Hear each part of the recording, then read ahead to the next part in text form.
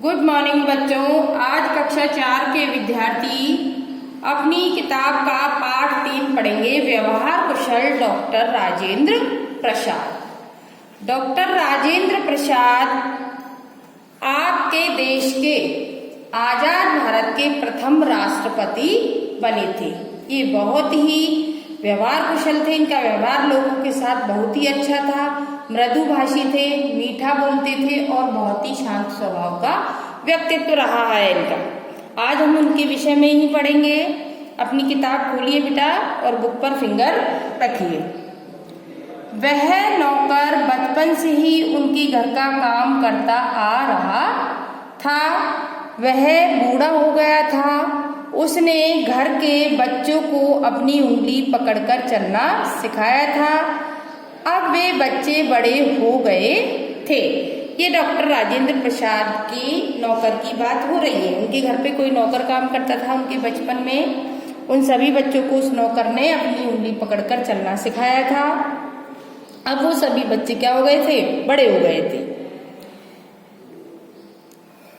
वे बच्चे ऊंचे ऊंचे पदों पर पहुंच गए थे। ऊंचे ऊंचे पदों पर मतलब उनकी नौकरी लग गई थी। अच्छे अच्छे पदों पर काम कर रहे थे।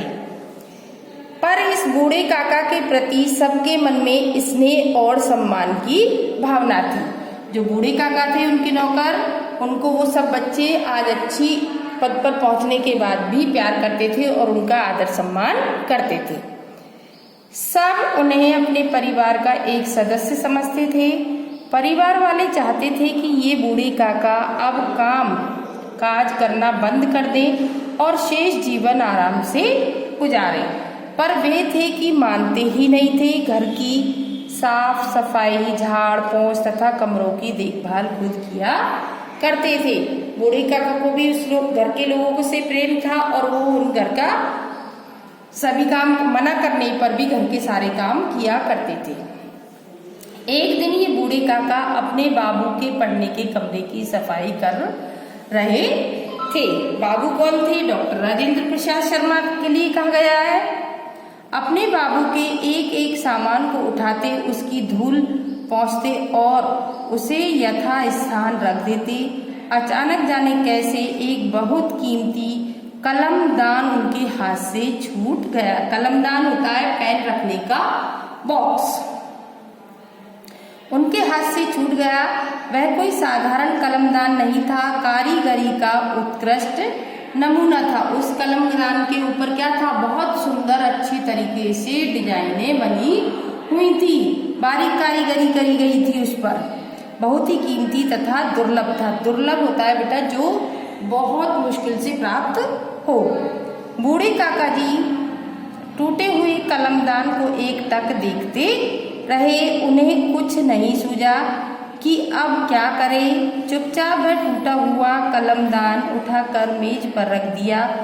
पर वे बहुत घबरा गए। बाबू आएंगे तो मुझसे क्या कहेंगे? वे डांटेंगे और मैं क्या उत्तर दूंगा? ऐसा कीमती कलमदान तो अब मिलेगा नहीं। देखिए नौकर के मन में डर बैठ गया कि अब मुझे डांट पड़ेगी और क्या क्या कहेंगे जाने उसके बाबू। कितना दुख होगा बाबू को। यही सोच सोच कर काका का दिल बैठा जा रहा था। काका डर रहे थे। अब आप पेज संख्या 11 पर आइए।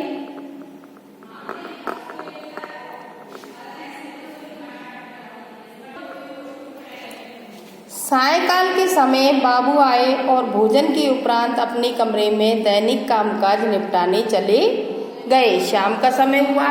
जब वो अपने ऑफिस से आए तो वो खाना खा के कहाँ गए? अपने कमरे में चले गए। कमरे में पहुंचते ही उनकी नजर टूटे हुए कलमदान पर पड़ी। उनकी निगाह कहाँ पहुंच गई कि टेबल पर कलमदान रखा हुआ था। अब नहीं। वे इतनी कीमती कलमदान को टूटा हुआ देखकर बहुत दुखी हुए। वह कलमदान बहुत ही कीमती और सुंदर था, इसलिए उनको दुख हुआ। उन्होंने उसे उठाया तो देखा उसके 2 टुकड़े हो चुके हैं। उन्होंने बूढ़े काका को आवाज दी, काका काका। बूढ़े काका ने डरते हुए प्रवेश किया। यह कलमदान किसने तोड़ा है? मुझसे टूट गया मालिक। काका ने जवाब दिया।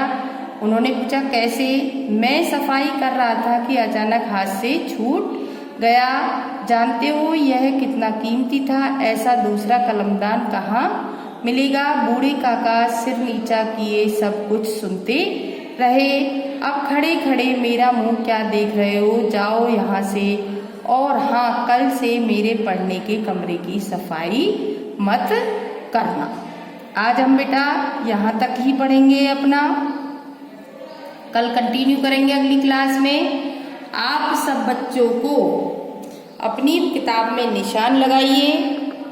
पेज संख्या 10 है, आप सब बच्चों को दिखाई दे रहा होगा। यहाँ से लेकर आप दुर्लभ था तक अपनी किताब में से देखकर इसकी राइटिंग करनी है, जिससे आपकी राइटिंग भी सुधर जाए और आपको मात्रा की गलती भी नहीं हो। आप सभी बच्चों को नोटबुक में यही लिखना है आज।